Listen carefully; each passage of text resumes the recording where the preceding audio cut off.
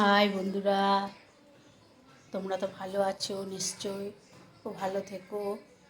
হ্যাঁ, আর বড়রা সবাই ভালো থাকবেন আপনারাও। হুম। আর ছোটরাও তোমরা সবাই খুব ভালো থেকো। আর এই দেখো, আজকে আবার দুপুরবেলা আবার একটা এপিসোড নিয়ে তোমাদের সামনে এসেছি। এই দেখো দুপুরবেলা আজকে কী রান্না করেছি। আজকে তো বুধবার। এই দেখো, এইখানে হচ্ছে গরম গরম ভাত। এখানে ভাত করেছি। এইখানে আছে, এই যে এই বাটিটায় আছে মাছের তেল। একটু দিয়েছিল, আরও দিচ্ছিল, আমাদের খাওয়ার কেউ নেই, খালি আমিই খাবো। ওই জন্য এই মাছের তেল ভেজেছি। আর এই দেখো ভেন্ডি আলু ভাজা এই করেছি। আর এইখানে আছে শুক্তো। দেখো শুক্তো করেছি, দুধ দিয়ে করেছি, দুধ শুক্তো। এই যে বড়ি টড়ি সব দিয়ে শুক্তো করেছি। হ্যাঁ, কেমন লাগছে শুক্তোটা। এর মধ্যে আলু, তারপর তোমার কাঁচকলা, উচ্ছে, আর দুটো পটল ছিল, আবার ফেলে দেবো, দিয়ে দিয়েছি। একটা গাজর দিয়েছি ছোটো মতো, বেগুন তো দিয়েছি, নিয়ে আর বড়ি দিয়ে শুক্তো করেছি। এরা গন্ধটা খুব সুন্দর উঠছে। হ্যাঁ, দু শুক্তো খুবই ভালো লাগে। আর এইখানে হচ্ছে মাছের ঝোল। এই যে কাতলা মাছ এনেছিল, কাতলা মাছ। এই যে অর্ধেকটা কাঁচকলা আলু দিয়ে ঝোল করেছি, পেঁয়াজ টিয়াজ দিইনি, জিরা আদা দিয়ে একটু হালকা করে জিরা আদা একটুখানি দিয়ে।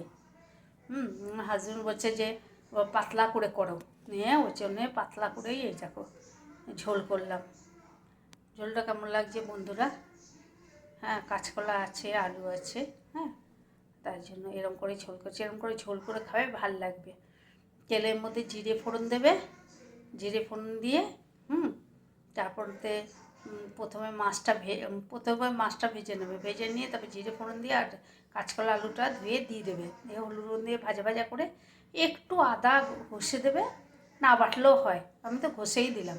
আর একটু জিরে, হ্যাঁ, আর একটু কাঁচা লঙ্কা বাটা দিলেও ভালো, আর না থাকলে কেটেও দিয়ে দিতে পারো। যাই হোক, এক চিলটা মিষ্টি দিতে হয়, কেননা ওই যে কাঁচকলাটা থাকে না, কাঁচকলাটা তো মিষ্টতা নয়, ওইটার জন্য একটুখানি দিতে হয়, এক চিলটা, বেশি না, যাতে নুন আর মিষ্টির ব্যালেন্সটা হয়, ওই জন্য দিতে হয়। এই করেছি রান্না সমস্তটাই তো দেখলে, ওই যে উচ্ছেটা, আর উচ্ছেটাও তাই করেছি। উচ্ছেটা ইয়ের মধ্যে দিয়ে তেলের মধ্যে বেগুন ভেজেছি প্রথমে, তারপরে প্রথমে ভেজেছি বড়ি, তারপরে বেগুন ভেজেছি, উচ্ছে ভেজেছি, ভেজে রেখে দিয়েছি তুলে, তারপর তেল দিয়েছি, তেলে পাঁচফোড়ন দিয়েছি। আমি একটু পাঁচফোড়ন দিই, আবার কোনো সময় সর্ষেও দিই।